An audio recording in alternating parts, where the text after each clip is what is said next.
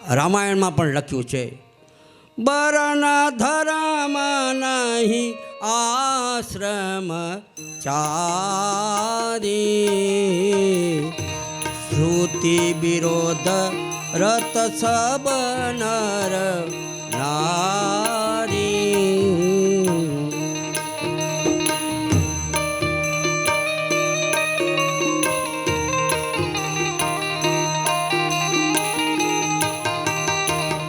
કળિયુગમાં વર્ણાસર ધર્મ નહીં રહે. બધા સ્ત્રી પુરુષો વેદ અને શાસ્ત્રોનો વિરોધ કરશે. બોલો, વેદ અને શાસ્ત્રોનો વિરોધ કરશે. શાસ્ત્રોક્ત રીતે લગ્નો નહીં થાય, વિધિ નહીં થાય, ક્યાંય ખાલી દેખાવ પૂરતું કરશે. બીજાનું ધન હરી લેશે. બુદ્ધિમાન કહેવાશે. દંભી અને લાંબી જટાવાળા તપસ્વી કહેવાશે. ઓ, આ તો તપ કરે છે. બ્રાહ્મણોને શુદ્રો જ્ઞાન આપશે. બ્રાહ્મણોને શુદ્રો જ્ઞાન આપશે. વિધવા સ્ત્રીઓ આભૂષણ ધારણ કરશે અને અખંડ સવાકી સ્ત્રી આભૂષણને છોડી દેશે. આ કલિયુગ. એને ચાંદલો કરતા શરમ આવશે, પણ વિધવા સ્ત્રીઓ શણગાર કરશે આ કલિયુગમાં. અને અખંડ સ્વાગવતી શણગારનો ત્યાગ કરશે. સુખદેવજી કહે છે કે રાજન, કલિયુગના ઘોર પ્રભાવથી લોકો સ્વાર્થી બની જશે. કોઈ પ્રત્યે પ્રેમ નહીં રહે. ઉપર છેલ્લું બતાવશે. સ્વાર્થ, બધેમાં સ્વાર્થ ભરાશે. સાચો પ્રેમ કોઈ નહીં કરે. પેલા માન પાન લાગણી જે હતું એ બધું વયું જશે. સુખદેવજી કહે છે, હે રાજન, આવા ઘોર કળિયુગનું અંદર અતિથિઓનું પણ સ્વાગત થશે નહીં. નકર અતિથિ માટે તો માણસ આમ મરી પડે કે ઓહો હો, ઓચિંતાન આવ્યા. અતિથિ, જેની કોઈ તિથિ નથી, એ આપણા માટે ભગવાન છે, ભગવાન. અને એની એટલી સરાભરા કરે. અતિથિ અમારે ઘરે ક્યાંથી આવો આવો આવો. અને બપોરના 2 વાગે આવ્યા ને તો એને રસોઈ કરીને જમાડે. અને અત્યારે કોઈ 2 વાગે જાય તો અટાણે ક્યાં ભટકાણા વળી. અમારે તો હુવાનો ટાઈમ થયો છે. ઓલા તો ઊભા થઈને ભેટી પડતા, આવો આવો આવો, હાલો હાલો ભૂખ્યા છો, જમવાનું હમણાં બનાવી નાખું. આવો પ્રેમ હવે નહીં રહે. સુરદાસજી કહે છે કે જબલગ યમુના ગાય ગોવર્ધન, જબલગ ગોકુલ ગાંવ ગોસાય, જબલગ શ્રી ભાગવત કથા રસ. હા, જ્યાં સુધી ભાગવતનો કથાનો રસ પાન થાય, તબલગ કલિયુગ નહીં, ત્યાં કલિયુગ નહીં આવે. જ્યાં યમુનાજી, ગાયો, ગોવર્ધન, ગુરુદેવ, બ્રાહ્મણો, શ્રીમદ ભાગવતની કથા હશે, ત્યાં કલિયુગ ક્યારેય પ્રવેશ કરશે. આ ભાગવતજીમાં ચોખ્ખું લખ્યું છે. ધર્મનું પતન થતું અટકાવવા માટે જેમ ગીતામાં ભગવાને કહ્યું છે ને, યદા યદા ધર્મસ્ય ગ્લાનિર્ભવત ભારત અભ્યુત્થાન ધર્મસ્ય તદાનાત્મ સુજામ્યમ. ભગવાને કહ્યું કે વર્ણાશ્રમ વગેરે જેના લક્ષણ છે અને પ્રાણીઓની ઉન્નતિ અને પરમ કલ્યાણનું સાધન છે, એવા ધર્મને જ્યારે હાનિ થાય છે ત્યારે મારે પ્રગટ થવું પડે છે. પરિણ્ત્રાણાય સાધુનામ વિનાયાસ દુષ્કૃતામ ધર્મ સંસ્થાપનાર્થાય સંભવામી યુગે યુગે. આ પ્રમાણે ભગવાને વચન આપેલું કે જ્યારે જ્યારે અધર્મ થશે ત્યારે હું પ્રગટ થઈશ અને અધર્મયોનો નાશ કરીશ. ભગવાને આપેલા વચન પ્રમાણે કલિયુગમાં બધું ઉલટું થશે, બધું વિરુદ્ધમાં.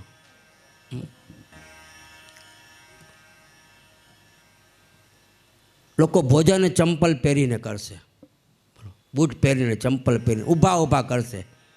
પહેલાં બેસીને જ કરતા હતા, હવે ઊભા ઊભા ભોજન કરશે. પહેલાં કંકુના ચાંદલા ચોળાતા હતા, હવે પ્લાસ્ટિકના ચાંદલા ચોડાશે. પહેલાં કંકુના ચાંદલા ચોડતા, હવે પ્લાસ્ટિકના ખોટા આવી જશે. ડુપ્લિકેટ, બધું ડુપ્લિકેટ, માણસ ડુપ્લિકેટ. કે હોવે હોવે જમાનો બદલાયો, હોવે જમાનો બદલાયો. એ ધીરે ધીરે જમાનો બદલાયો, ધીરે ધીરે જમાનો બદલાયો. એ હોવે હોવે જમાનો બદલાયો, હોવે હોવે જમાનો બદલાયો. એ પેલા બેસીને ભોજન કરતા હતા, પહેલા બેસીને ભોજન કરતા. એ પેલા બેસીને ભોજન કરતા હતા. પહેલા બેસીને ભોજન કરતા. એ હવે ઊભા ઊભા ભોજન કરાય, જમાનો બદલાયો. હવે ઉભા ઉભા ભોજન કરા, જમાનો બદલાયો. એ હોવે હોવે જમાનો બદલાયો, હોવે હોવે જમાનો બદલાયો. એ પેલા કંકુના ચાંદલા કરતા હતા. પહેલા કંકુના ચાંદલા કરતા. એ પેલા કંકુના ચાંદલા કરતા હતા. પહેલા કંકુના ચાંદલા કરતા. એ હવે પ્લાસ્ટિકના ચાંદલા ચોડાય, જમાનો બદલાયો. હવે પ્લાસ્ટિકના ચાંદલા જોડાય, જમાનો બદલાયો. એ હોવે હોવે જમાનો બદલાયો. હોવે હોવે જમાનો બદલાયો. એ પેલા ગરબાને રાસડા રમાતા હતા. પહેલા ગરબા ને રાસડા રમાતા. એ પેલા ગરબાને રાસડા રમાતા હતા. પહેલા ગરબા ને રાસડા રમાતા. એ હવે ડિસ્કો ને દાંડિયા રમાય, જમાનો બદલાયો. હવે ડિસ્કો ને દાંડિયા રમાય, જમાનો બદલાયો. એ હવે ડિસ્કો ને દાંડિયા રમાય, જમાનો બદલાયો. હવે ડિસ્કો ને દાંડિયા રમાય, જમાનો બદલાયો. એ હોવે હોવે જમાનો બદલાયો. હોવે હોવે જમાનો બદલાયો. એ હોવે હોવે જમાનો બદલાયો. હોવે હોવે જમાનો બદલાયો. એ પેલા મોટાની આજ્ઞા પાડતા હતા. પહેલા મોટાની આજ્ઞા પાળતા. એ પેલા વડીલોની આજ્ઞા પાડતા હતા. પહેલા વડીલોની આજ્ઞા પાળતા. એ હવે આજ્ઞાનું ઉલ્લંઘન કરાય, જમાનો બદલાયો. હવે આજ્ઞાનું ઉલ્લંઘન કરાય, જમાનો બદલાયો. એ હોવે હોવે જમાનો બદલાયો. હોવે હોવે જમાનો બદલાયો. એ ધીરે ધીરે જમાનો બદલાયો. ધીરે જમાનો બદલાયો. એ હોવે હોવે જમાનો બદલાયો. હોવે હોવે જમાનો બદલાયો. ધીરે ધીરે ધીરે આપણી સંસ્કૃતિ નાબૂદ થતી જાય. સંસ્કૃતિમાં કોઈ સમજતું નથી. સંસ્કૃતિ કોને કહેવાય? જે આપણી જૂની પરંપરા જાળવી રાખે એને સંસ્કૃત કહેવાય. એક નવી વહુ આવી પરણીને ઘરે, અને વહુ ને સારા દિવસો ગયા. થોડા સમય થયા ત્યાં તો સાસુમાં દીકરા માટે અગાઉથી ગોદડી બનાવી રાખતા કે મારો દીકરો આવે લાલો તો આ ગોદડીમાં સૂવે. તે ગોદડી બનાવે ને તે કાકાના ને દાદાના ને બધા બાંડિયા ને લેંઘાને હોય ને એમાંથી આમ સલાડીને ગોદડી બનાવે. હવે આ ભણેલી ગણેલી વહુ અને જોઈ ગઈ, બા આ શું બનાવો છો? તો કે તારે ત્યાં સારા દિવસો છે ને, સંતાન થાય ને, તારા સંતાન માટે આ ગોદડી બનાવું છું. ઓ આવી ગોદડી હોય? હવે તો ગાલીચા આવી ગયા છે માં. હે, હવે તો સુંદર મજાના ગાલીચા આવી ગયા છે, આ ગોદડીની શું જરૂર છે? સાસુમાં કે બેટા તું ભણેલી રહે ને તને ખબર ન પડે, આ ગોદડીમાં સંસ્કાર છે. આમાં સંસ્કાર? હા. શું?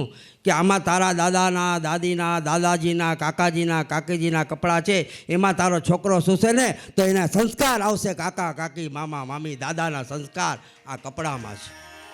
એને કપડાનો સ્પર્શ કરી લે ને તો એના સંસ્કાર આવી જાય. પણ હવે ગાલીચા આવી ગયા, ક્યાંથી સંસ્કાર આવે? હા, ગાલીચા આવી ગયા, આમાં સંસ્કાર ન આવે, આમાં બગડે છોકરા. પણ દાદા દાદીના કપડામાં સુવડાવજો તો સુધરશે. અને ગામડા અને શહેરમાં શું ફરક? કે ગામડા અને શહેરમાં શું ફરક? વળી એમ પૂછે તો કે બહુ ફરક. કે ગામડામાં બધા જમે ઘરે અને જાય જંગલમાં બહાર, અને શહેરમાં બધા બહાર જમે ને ઘરે જંગલ બનાવે. હા, આ કલયુગ. કલયુગમાં આટલું બધું ફરક છે. પેલા ઘરમાં જ જમતા બધાને બહાર જાતા, હવે બહાર જામે છે ને અંદર ઘરમાં જાય છે. આ કલયુગ. બધું ઉલટું થશે ટોટલી. પેલા ભાઈઓ કામે જતા હતા, બહેનો બધી ઘરમાં જ રહેતી. 7 વાગ્યા પછી તો બહાર ન નીકળવાનું હોય બહેનોને. પણ હવે બહેનો રાતના 12 વાગે આવશે નોકરી ઉપર ધંધાથી, ને ભાઈઓ ઘરમાં ઘૂસીને રસોઈયું કરશે, રોટલીયું મળશે ને ગાદલા નાખશે ને મુકેશ ગાદલા નાખી દેતો બેટા. આ ગુરુ કહે ને બેટા કહે ને લ્યો એજી ને લોજી ને સુનોજી નહીં સાંભળે તારું. હવે એટલા કલયુગનું વર્ણન સુખદેવજીએ કર્યું.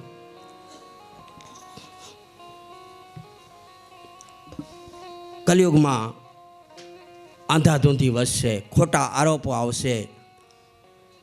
સાચા છે એ જેલમાં જશે ને ખોટા બારે રખડતા હશે. હા, સાચા માણસો એ જેલમાં જશે અને ખોટા બારે જામીન ઉપર છૂટી જશે. સાચાને કોઈ છોડાવવા નહીં આવે. એટલે ભગવાને કહ્યું કે જ્યારે જ્યારે અધર્મ થશે ત્યારે હું એને નાશ કરવા માટે હું આવીશ.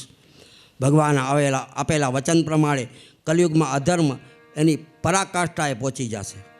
ત્યારે પરમાત્મા કૃપાળુ દયાળુ એ આ પૃથ્વી ઉપર આવશે, પ્રગટ થશે. જગતના આત્મા અને સમસ્ત જગતના સ્વામી ક્યાં પ્રગટ થશે એ પણ ભાગવતમાં ગામનું નામ લખી નાખ્યું. કયા ગામમાં ભગવાન પ્રગટ થશે અત્યારથી ભાગવત કથામાં નામ લખ્યું છે. ગામનું નામ છે સંભલ. જોઈ લેજો નકશામાં, સંભલ ગામ છે. હા, આ સંભલ ગામમાં સર્વશ્રેષ્ઠ એવા શ્રી વિષ્ણુયાસા નામના ઋષિને ત્યાં ઋષિનું નામ લખ્યું છે. વિષ્ણુયસા નામના ઋષિને ત્યાં ભગવાન કલ્કી નામનો અવતાર થશે. કલ્કી ભગવાન પ્રગટ થશે અને ધર્મની સ્થાપના કરી અને અધર્મીઓને વીણીને જેમ ભગવાને કેમ બધાને વીણીને સાફ કર્યા એમ અધર્મીનો સાફ કરશે. સુખદેવજી કહે છે કે અજ્ઞાની અને સ્વાર્થમાં અંત બનેલા રાજાઓની કૃત્ય જોઈ અને પૃથ્વી દેવી હસે છે. હા, જગતના લોકોની કેટલીક ચેષ્ટાઓથી ઘણીવાર હકીકતના મર્મને જાણનારા હસતા હોય છે. આવી જ રીતે રાજ્યોની સીમા વધારશે રાજાઓ રજવાડાઓ. આ પૃથ્વી ઉપર અનેક ખ્યાતનામ રાજાઓ થયા, જેવા કે પૃથુ રાજા, હા, આ બધા રાજા થયા, જેના નામો પરથી આપણી ધરતીનું નામ પૃથ્વી પડ્યું.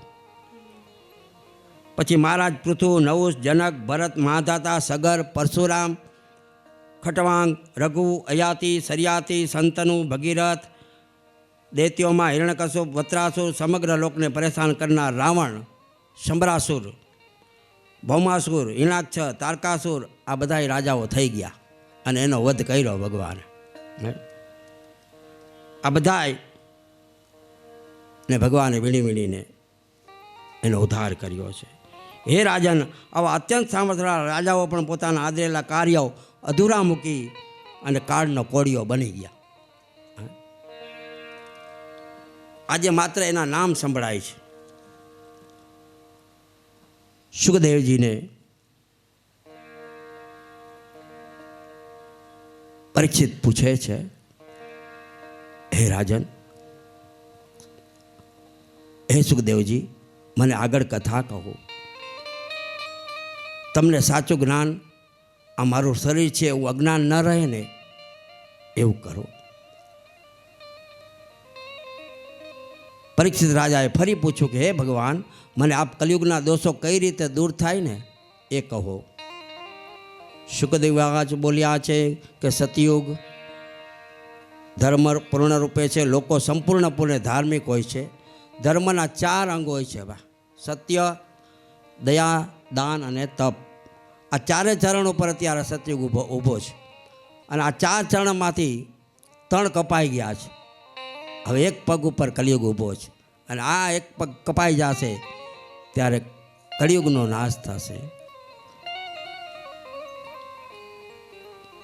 કલિયુગ અધર્મની વૃદ્ધિ થઈ અને સંતોષ નહીં કોઈ માણસોને કલિયુગમાં માત્ર પેટ ભરવા ખાતર જીવતા હશે. રાજન, આપ નિર્ભય બનો. આપનું શરીર છે ને એ રાખોડી થવાનું છે. આત્મા કોઈ દી મરતો નથી. તમે એ છોડી દો કે હું મરવાનો છું. સુખદેવજી પરીક્ષિતને અંતિમ ઉપદેશ આપતા કહે છે, રાજન, ભગવાન વાસુદેવનું ધ્યાન ધરો. તમે શરીર નથી, તમે બુદ્ધિના વિવેકથી આત્માને જુઓ, આત્માને ઓળખો. રાજન, આપ પ્રભુમાં લીન થાવ. આ સાંભળી પરીક્ષિત રાજા ઊભા થયા. શુક્રાચાર્યજી મહારાજની પાસે જઈને કહ્યું, મહારાજ, હું આપનો ઋણી છું. આપે મને કૃપાપાત્ર બનાવ્યો. આપનો ખૂબ ખૂબ આભાર. ગુરુજી, હું આપની હવે પૂજા કરી લઉં. અને પરીક્ષિત એ સુખદેવજીની પૂજા કરે છે. પરીક્ષિતે ગુરુ મહારાજના ચરણમાં મસ્તક મૂક્યું અને પરમાત્મા સ્વરૂપ સુખદેવજીનું ભક્તિપૂર્વક પૂજા કરી. અને સુતપુરાણી કહે છે, મુનિવરો, આ જ્ઞાનનો હું પણ સાક્ષી છું. પરીક્ષિત રાજાની સાથે 7 દિવસ સુખદેવજીના શ્રીમુખથી ભાગવત કથાનું મેં પાન કર્યું. પરીક્ષિત રાજા જ્યારે કૃષ્ણમય બન્યા ને ભગવાનમાં લીન થઈ ગયા, ત્યારે પરમહંસ સુખદેવજી ત્યાંથી વિદાય લઈ ગયા. એ પરીક્ષિતને ખબર પણ ન પડી અને લીન થઈ ગયા પ્રભુમાં. પરીક્ષિત ઉત્તર તરફ મુખ રાખી પ્રભુના ધ્યાનમાં સમાધિસ્થ છે. એ વખતે તક્ષક નાગ ત્યાં આવ્યો. સાપ પ્રમાણે તક્ષક નાગ આવે એ પહેલાં પરીક્ષિત રાજાનો આત્મા એ પરમાત્મામાં જોડાઈ ગયો, પણ તક્ષકે આવી અને શરીરને દંશ માર્યો છે. બોલો, એની મુક્તિ થઈ ગઈ. તો ભાગવત કથા સાંભળવાથી એને કોઈ દંશ નથી માર્યો. તક્ષકે તક્ષક ડંખ મારે એ પહેલાં પોતાનો આત્મા પરમાત્મામાં લીન થઈ ગયો, પછી શરીરને આવીને ખાલી ડંખ દીધો છે. તો આ શરીર છે એ નાશવંત છે. આત્મા એ પરમાત્મા છે અને આત્મા એ પરમાત્માની સાથે જોડાય છે. અને તક્ષકના કરડવાથી આ ઝેર એ અગ્નિમાં ફેરવાઈ ગયું અને અગ્નિમાં ફેરવાઈ જતાં પરીક્ષિત રાજાનું જે શરીર હતું એ બળીને ભસ્મ થઈ ગયું. આ વખતે અનેક ઋષિઓ ત્યાં હાજર હતા. દેવતાઓએ પુષ્પોની વૃષ્ટિ કરી અને પરીક્ષિતના ભક્તિ જ્ઞાનને જોઈ સૌ દેવતાઓ ધન્ય બની ગયા. કારણ કે પરીક્ષિતને જીવતાએ આવડ્યું અને મરતાએ આવડ્યું. ભરૂચ જિલ્લામાં નારેશ્વર ગામ છે, ત્યાં રંગધૂત નામના સંત થઈ ગયા. એ કહેતા હતા કે આવનારને 1 સલામ, જનારને 100 સલામ અને જઈને પાછા નહીં આવનારને 1000 સલામ. હા, પરીક્ષિત ભાગ્યશાળી છે. એ પછી પરીક્ષિતના ગયા પછી જન્મેન્જયને ગાદી સોંપી હતી. તો જન્મેન્જયને વેર વાળવા માટે સર્પ યજ્ઞ કર્યો. આ બધા સર્પોનો યજ્ઞ કરું. પણ ગુરુએ આવી અને સર્પ યજ્ઞ, દેવતાઓના ગુરુ આવીને એને રોક્યો છે કે હવે આ સર્પ યજ્ઞ કરવાથી કોઈ ફાયદો નથી. આપણા પિતા તો પરમધામમાં પરમાત્મા સાથે જોડાઈ ગયા છે અને સર્પ યજ્ઞ કરવાનું બંધ કરાયું. એ પછી સતપુરાણીએ વેદો અને પુરાણોની વ્યાખ્યા કરી. અંતમાં શ્રીમદ ભાગવતમાં 12 સ્કંદમાં કહેલી કથાનું વર્ણન આ 12મા સ્કંદમાં આવે છે. જે કોઈ આ 12મો સ્કંદની કથા આ સંક્ષિપ્તમાં સાંભળે એને આખા ભાગવત કથા ફળ સાંભળવાનો ફળ પ્રાપ્ત થાય છે. તો સૌથી પહેલાં આપણે સાંભળશું પ્રથમ સ્કંદની કથા. તો પ્રથમ સ્કંદમાં પરીક્ષિત રાજાની કથા આવી. નારદજીનું આખ્યાન આવ્યું. પરીક્ષિત રાજાને બ્રાહ્મણોનો શાપ, પરીક્ષિત રાજાનું અનશન વ્રત કરી ગંગા કિનારે જવું, સુખદેવજી અને બીજા ઋષિઓનું ત્યાં પધારવું અને પરીક્ષિત રાજાએ સુખદેવજીને પ્રશ્ન કર્યો. એ કથાનું વર્ણન આપણે પહેલાં સ્કંદમાં સાંભળ્યું. બધાએ સાંભળ્યું તો હા કહેજો. હા. પછી બીજા સ્કંદમાં નારદજી અને બ્રહ્માજીનો સંવાદ, ભગવાનના 24 અવતારોનું વર્ણન અને મત્વાદિકના ક્રમથી વિરાટની ઉત્પત્તિનું વર્ણન આપણે બધાએ સાંભળ્યું. પછી ત્રીજા સ્કંદમાં વિદુરજીની ભાજી અને ઉદ્ધવજી અને વિદુરજીનો મૈત્રીજીનો સંવાદ, પૃથ્વી ઉપર પંચમહાભૂતાદિ વિકરોની ઉત્પત્તિ, બ્રહ્માંડની ઉત્પત્તિ, ભગવાન વરાહ નારાયણ દ્વારા હિરણ્યકશ્યપનો વધ, હિરણાક્ષનો વધ, પૃથ્વી એ લઈ મનુ મહારાજને સોંપવી, સ્વયંભૂ મનુ અને શત્રુપાની ઉત્પત્તિ, કરદમ ઋષિની ઉત્પત્તિ, કપિલ ભગવાનનું પ્રાગટ્ય, કપિલ ગીતા અને દેવહૂતિનો સંવાદ આપણે સાંભળ્યું. ચતુર્સ્કંદમાં મરીચી વગેરે 9 માનસ પુત્રોની ઉત્પત્તિ, એ વંશ વિસ્તાર, દક્ષ પ્રજાપિતાના યજ્ઞનો વિધ્વંસ સાંભળી હતી ને કથા. હા. ધ્રુવ ચરિત્ર, ધ્રુવે ભગવાનને પ્રાપ્ત કર્યા, ઉતાનપાદનો પુત્ર ધ્રુવ, એ ધ્રુવની કથા સાંભળી. પૃથ્વીરાજાનું ચરિત્ર, નારદ પ્રાચીન બહેનના સંવાદની કથા. હવે આવશે પંચમ સ્કંદ. 5મા સ્કંદમાં પ્રિયવત રાજાની કથા, નાભી રાજા, ભગવાન ઋષભદેવનું ચરિત્ર, ભરત રાજાનું ચરિત્ર, સમુદ્ર, પૃથ્વી, પર્વતો, નદીઓ અને નરકનું વર્ણન એ આપણે 5મા સ્કંદમાં સાંભળ્યું. 6ઠા સ્કંદમાં અજામિલ આખ્યાન, જે નારાયણ નામ લેવાથી વૈકુંઠમાં ગયો. પાપીમાં પાપી હતો અજામિલ, પણ નારાયણનું નામ લેવાથી એ મુક્ત પામ્યો. અજામિલની કથા, વૃત્રાસુરનો જન્મ અને વધની કથા સાંભળી. પછી 7મો સ્કંદ, એ પહેલાં આપણે દત્તાત્રેયનું પ્રાગટ્ય, અનસુયા, સતી અનસુયા અને અત્રી, એને ત્યાં ત્રણેય દેવતાઓ બાવા બનીને આવ્યા, એવી આપણે કથા સાંભળી. પછી 7મ સ્કંદમાં ભક્ત પ્રહલાદ અને નરસિંહ ભગવાનનું પ્રાગટ્ય, એની કથા આપણે સાંભળી. હિરણ્યકશ્યપના વધ કર્યો.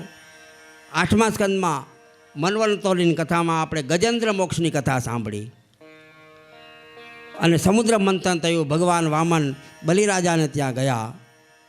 દેવ અને અસુર સંગ્રામની કથા આપણે સાંભળી. 9મા સ્કંદમાં આપણે સૂર્યવંશની કથા સાંભળી. ગંગાજીનું પૃથ્વી ઉપર પધારવું, રઘુવંશની કથા અને ભગવાન શ્રી રામચંદ્રજીનું પ્રાગટ્ય અને એની કથાનું વર્ણન આપણે 9મા સ્કંદમાં સાંભળ્યું. હવે 10મો સ્કંદ બહુ મોટો છે. હા, 10મો સ્કંદ એટલો મોટો છે કે અઠવાડિયા 10 દિવસ સુધી પણ એના ઉપર વર્ણન કરીએ ને તો એ પૂરો ન થાય, 1 મહિના સુધી. તો 10મા સ્કંદમાં શ્રી ભગવાન કૃષ્ણનું પ્રાગટ્ય, નંદ ઘેર આનંદ ભયો, જય કનૈયા એ આપણે સાંભળ્યું. પછી ભગવાનનું ગોકુળ જવું, પૂતનાનો વધ, શકટાસુરનો વધ, તૃણાવતનો વધ, બકાસુરનો વધ, વતાસુરનો વધ, જનકાસુરનો વધ, પ્રલંબાસુરનો વધ, દાવાગ્નિપાન, કાલિયા નાગનું દમન, ગોવર્ધન લીલા, રાસલીલા, શંખચૂડ અને અરિષ્ટાસુરનો વધ, કેસી દૈત્યનો વધ, શ્રીકૃષ્ણ અને બલરામજીનું અક્રૂર સાથે મથુરા જવું, ગોપીઓનો વિરહ, કુલિયાવળ પીળે હાથીનો નાશ, ચાણૂર અને મુષ્ટિકનો નાશ, કંસનો વધ, સાંદીપની ગુરુને ત્યાં ભગવાન વિદ્યાભ્યાસ કરવા ગયા, જરાસંઘ સાથે લડાઈ, કાલિયાવનનો નાશ, દ્વારિકા નગરીનું નિર્માણ, રૂકમણી હરણ, રૂકમણી લગન, સ્વર્ગમાંથી પારિજાત વૃક્ષ લાવી સત્યભામાને આપવું, ઓખા હરણ, ભૌમાસુરનો વધ, શિશુપાલનો વધ, પોડકનો વધ, સાલ્વનો વધ, દંતવક્રનો વધ, સંભાસુરનો વધ, મરુદૈત્યનો વધ વગેરે નાશ કર્યો. આ હતો બહુ મોટો. આ 10મા સ્કંદમાં આ બધી કથાઓ આપણે સાંભળી. અને 11 સ્કંદમાં બ્રાહ્મણોના સાપને બાને યાદવોનો સંહાર એ હમણાં જ આપણે સાંભળ્યું. અને સુદામા ચરિત્ર સાંભળ્યું. હવે 12 સ્કંદ આપણે 12મા સ્કંદમાં 4 યુગોનું વર્ણન, કલિયુગનો પ્રભાવ કેવો હતો એ પણ આપણે સાંભળ્યું. અને પરીક્ષિતનો મોક્ષ, વેદ પુરાણોની વ્યાખ્યા વગેરેનું આપણે અહીંયા કથા સાંભળી. સુતપુરાણી પરમાત્માની સ્તુતિ કરે છે. યમ બ્રહ્મા વરુણેન્દ્ર રુદ્રમરુતઃ તુવંતિ દિવ્યે તવૈવ વેદ સાંગ પદ ક્રમોપનિષદેર ગાયંતી યં સાયો સામગા ધ્યાનાવતિત્તદકતેન મનસા પશ્યન્તિ યં યોગિનો યસ્યાન્તં ન વિદુઃ સુરગણા દેવાય તસ્મૈ નમઃ. સ્તુતિ કરી અને ધ્યાનમાં સ્થિર થયેલા મુનિઓ તેમાં રહેલા મન વડે જેમના દર્શન કરે છે અને દેવો તેમજ અસુરો જેમના પારને જાણી શકતા નથી એવા ભાગવત રૂપી પરમાત્મા શ્રી કૃષ્ણને વારંવાર વંદન વંદન વંદન. બોલો શ્રી કૃષ્ણ કનૈયા કી જય. હવે બધાએ સાથે બોલવાનું છે. હું જેમ બોલાવું એમ બોલો. ભવે ભવે ભવે ભવે યથા ભક્તિ પાદયો તવ જાયતે તથા કુરુષ્વ દેવેશ નાથસ્ત્વં નો યતઃ પ્રભો નામ સંકીર્તનમ યસ્ય સર્વ પાપ પ્રણાશનમ પ્રણામો દુઃખ શમનસ્તમ નમામિ હરિમ પરમ. હે પરમાત્મા, આપ જ અમારા એકમાત્ર સ્વામી અને સર્વસ્વ છો. હવે આપ અમારા પર એવી કૃપા કરો કે અમારો જન્મ જ્યાં પણ થાય ત્યાં આપની અવિચળ ભક્તિ અને કથા અમૃતનું પાન કરીએ. જે ભગવાનનું નામ સંકીર્તન તમામ પાપોને નાશ કરે છે. અને જે પરમાત્માનું શરણ હંમેશ માટે તમામ દુઃખોને શાંત કરે એવા શ્રી હરિને હું નમસ્કાર કરું છું. બોલીએ શ્રી કૃષ્ણ કનૈયા લાલ કી જય. આવી રીતે શ્રીમદ ભાગવતની આ 12 સ્કંદનું પુષ્પ એ આપણે પ્રભુના ચરણમાં અર્પણ કરી આપણી કથાને આજે વિરામ આપીએ. પરંતુ ભાગવતની કથાની કોઈ દિવસ સમાપ્તિ થતી નથી, ખાલી વિરામ આપીએ છીએ. કથાઓ તો અવરિત ચાલુ જ હોય છે, ક્યારે બંધ થતી નથી. સારા કામની ક્યારે પણ સમાપ્તિ કરવી નહીં. સારું કામ ઓરી જ ચાલુ રાખવું. મન અને શ્રદ્ધા એ શ્રીમદ ભાગવતમાં જોડવા. સારી સારી વસ્તુ ગ્રહણ કરવી. આ 12 તાકાનો સ્કંદ છે. આ તાકો છે કપડાનો. જેમ કાપડીઓ માથા ઉપર લઈને ગામડે ગામડે વેચવા જાય પહેલાં આવતા, અને કોઈ બધાને દેખાડે, આખા ટાંકા બતાવે, એમાંથી કાંઈ 12 સ્કંદ તો લેવાના નથી, 12 તાકા તો ન લઈએ, પણ એમાંથી 2 મીટર લઈ લઈએ ને તોય બેડો પાર થઈ જાય. એમાં ભાગવત રૂપીની કથાનો તાકો અમે ગામડે ગામડે જ્યાં અમને બોલાવે ત્યાં જાય કથા કરવા, અને આમાંથી અમે પીરસીએ કે આવું કપડું છે, આવું કપડું છે, એમાંથી સારું લાગે એ લઈ લેજો, બાકીનો અહીંયા મૂકી દેજો. 2 મીટર લેશો ને તો એ આપણી કથા એ સફળ થઈ જશે. આપણી કથા આખું ભાગવત જીવનમાં ન ઉતરે તો વાંધો નહીં, પણ શંકરાચાર્યજી કહે છે કે ભગવદ્ ગીતા કિચિત તધીતા ગંગા જલ ભવ કણિકા પિતા. આખી ગંગાને કોણ પી શકે, પણ આ ભાગવતમાંથી એક બૂંદ પણ પાણીનું પી જાશું ને તો આપણો બેડો પાર થઈ જશે. તો આવું ભાગવત રૂપીનું પુષ્પ પ્રભુને ચરણ કરીએ. 7 દિવસ અહીંયા થયા, અને આ 7 દિવસની અંદર આપણે કાંઈ અગવડ સગવડ પડી હોય તો એ બધી પ્રભુનું આપણે તપ કર્યું એમ સમજી લેવાનું. અહીંયાથી મારાથી 7 દિવસમાં કાંઈ ભૂલચૂક થઈ ગઈ હોય બોલવામાં તો હું આપ સર્વેની હું માફી માગું છું, ક્ષમા માગું છું કે મને ભગવાને જે કાલાવાલા કરાવ્યા મારી વાણીથી, મેં આપને કહ્યું, મારી પાસે જે જ્ઞાન છે એ આપને મેં આપ્યું, અને આપણે સારી રીતે એને સાંભળ્યું એ બદલ આપનો ખૂબ ખૂબ ધન્યવાદ. અને વ્યાસપીઠ ઉપરથી આપ સૌને હું એવા આશીર્વાદ આપું કે હર જગ્યાએ જ્યાં જ્યાં ધર્મ કાર્ય હોય ત્યાં આગળ રહેજો. અને આજે ખેતિયા પરિવાર બહુ નસીબદાર છે કે એમને ત્યાં અતિથિ મહેમાનો પધારી અને શોભામાં અભિવૃદ્ધિ કરી અને બધાએ સાથ સહકાર આપ્યો. એટલે અમારા પ્રકાશભાઈ ને જીગરભાઈ છે ને ખૂબ આનંદમાં છે, કારણ કે જ્યારે આપણા આંગણે બેન, બનેવી, દીકરી, ફઈ, ફુવા આજે આવે ને ત્યારે આપણું આંગણું પાવન થાય છે, અને આપણું જીવન એ ધન્ય બને છે. અને આપણા પિતૃઓ તો ક્યારના મોક્ષ પામી ગયા, એને સદગતિ મળી ગઈ. આપણા પિતૃઓનો આપણા પર આશીર્વાદ છે.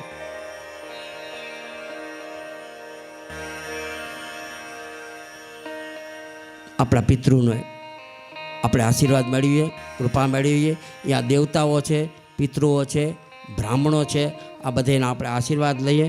અને એક વખત 3 વખત આપણે ઊંચા હાથ કરીને હરે નમઃ બોલવાનું છે.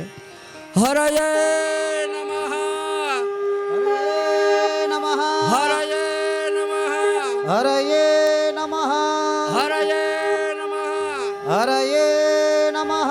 જય જય શ્રી રાધે, જય જય શ્રી રાધે, જય જય શ્રી રાધે, જય જય શ્રી રાધે, જય જય શ્રી રાધે, જય જય શ્રી રાધે. પ્રભુના ચરણમાં આપણે બધા સાથે મળી એક હુંડી અર્પણ કરીએ. હે મારી હુંડી સ્વીકારો મહારાજ રે, શામળા ગીરધારી. હે મારી હુંડી સ્વીકારો મહારાજ,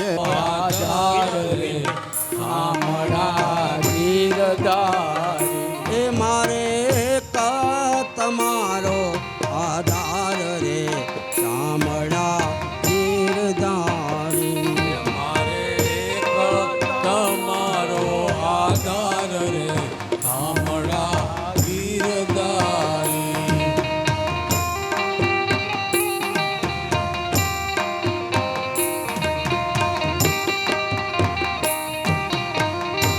એ પ્રહલાદની પત રાખવા ઉભા રહ્યો, એ વરી ધરશું નરસિંહ રૂપ. વાવા કરો, જય હો, સ્તંભ તપી વાલો પ્રગટ્યા, જય હો, જય હો. એ વાલે માર્યો છે હીણા કચ ભૂપ રે, શામળા ગીરધારી. એ વાલે માર્યો છે હિરણા કંસ ભૂપ રે, શામળા ગીરધારી. એ મારી હુંડી સ્વીકારો મહારાજ રે, શામળા ગીરધારી.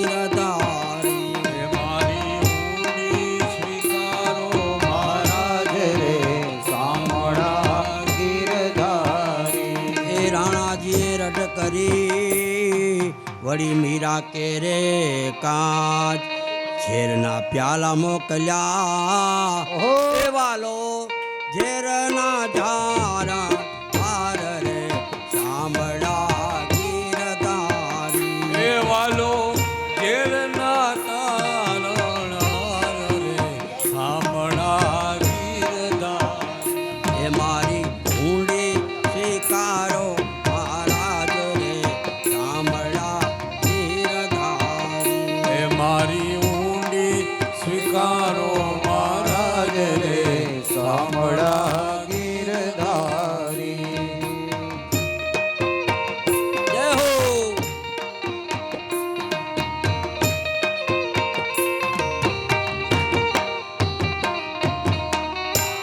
એ નિભાળામાંથી બળતા ઉગારિયા એ ઉગાડિયા. એ બિલાડી કેરા બાળ વાહ વાહ વાહ વાહ. ટીટોડીના વાલે ઈંડા કર્યા હરે હરે. એ હરી હેતે થયા રખવાડ રે સામડા ગીરધારી એ હરી ઉપર થયા સવાર રે સાંભળા ગીરધારી એ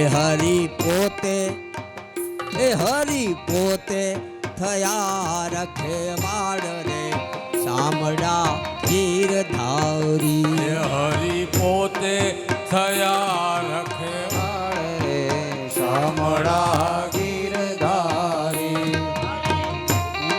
સ્વીકારો મહારાજ રે સાંભળા ગીરધારી. જય હો હરી બોલ આવો બધા ઊભા થઈને. એ ગજને વાલે ઉગાર્યો એ વળી સુદામાની ભાંગી ભૂખ બોલ. એ દોઈલી વેળાના મારા વાલમાં ઓહો. એ તમે ભક્તોને આપ્યા સુખ રે સાંભળા ગીરધારી એ મારી હુંડી સ્વીકારો મહારાજ રે સાંભળા ગીરધારી. એ મારે એક તમારો આધાર રે સાંભળા ગીરધારી હુંડી સ્વીકારો મહારાજ રે સાંભળા ગીરધારી. જય હો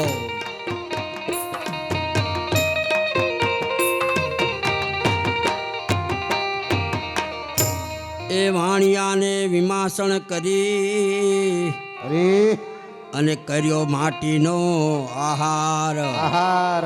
ખાંડણિયામાં બાળ ખાંડિયો ઓહો. એ તમારી મરજી પરમાણે મહારાજ રે સાંભળા ગીરધારી તમારી મરજી પ્રમે ગીરધાર રે સાંભળા ગીરધારી હે મારી ઊંડી સ્વીકારો મહારાજ રે હલો. સાંભળા ગીરધારી એ મારી હુંડી સ્વીકારો મહારાજ રે સાંભળા ગીરધારી.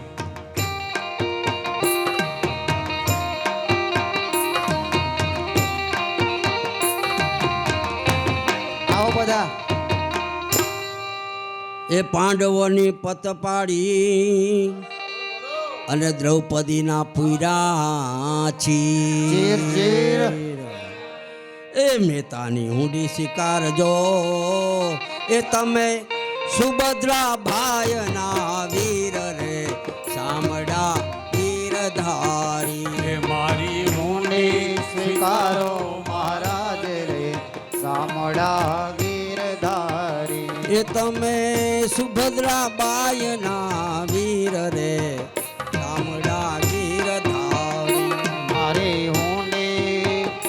મારી હુંડી સ્વીકારો મહારાજ રે સાંભળા ગીરધારી.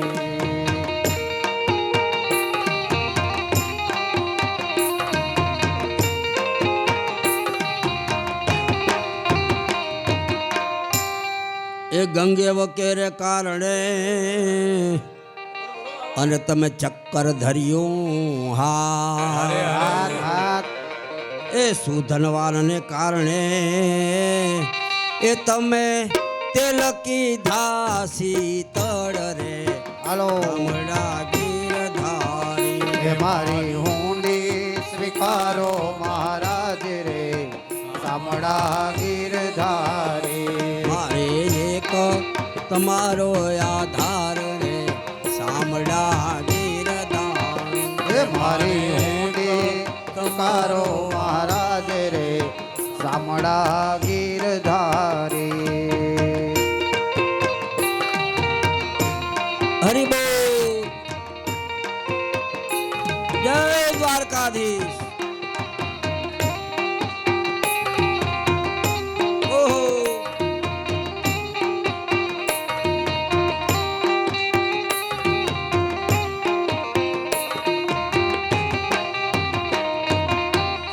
એ ચાર જણા તીર્થવાસી અને વળી રૂપિયા 607 એ વેલા પધારજો દ્વારિકા એ અમને ગોમતી નાયાના ઘણા ખંતરે ગામડા ગીરધારી હે મારી હુંડી સ્વીકારો મહારાજ રે શામળા ગીરધારી એ મારે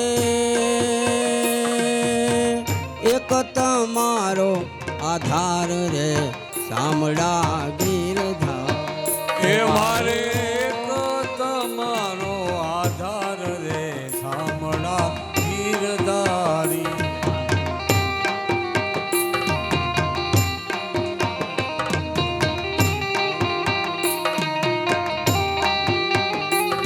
એ દ્વારિકાનો નાથ મારો રાજા રણ છોડ છે એણે મને માયા લગાડી રે હે દ્વારિકાનો નાથ મારો રાજા રણ છોડ છે એને મને માયા લગાડી એ રે દ્વારિકાનો નાથ મારો રાજા રણ છોડ છે એણે મને માયા લગાડી રે એ દ્વારિકાનો નાથ મારો રાજા રણ છોડ છે એને મને માયા લગાવી રે એણે મને માયા લગાડી મારા વાલા એને મને માયા લગાડી મારા વાલા એણે મને માયા લગાડી મારા વાલા એને મને માયા લગાડી મારા વાલા એ કાને મને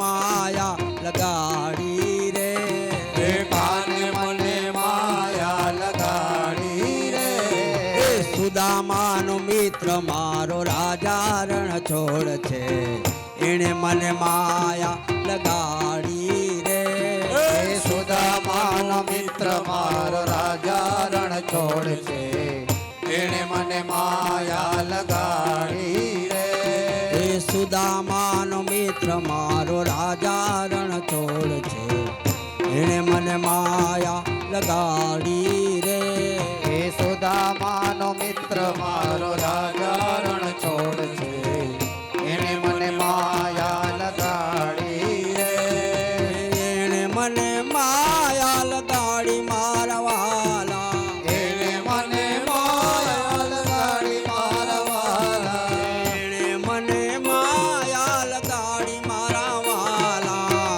એને મને માયા લગાડી મારા વાલા એ કાને મને માયા લગાડી રે એ કાને મને માયા લગાડી રે એ દ્વારિકાનો નાથ મારો રાજા રણ છોડ છે એણે મને માયા લગાડી રે એ દ્વારિકાનો નાથ મારો રાજા રણ છોડ છે એને મને માયા લગાડી રે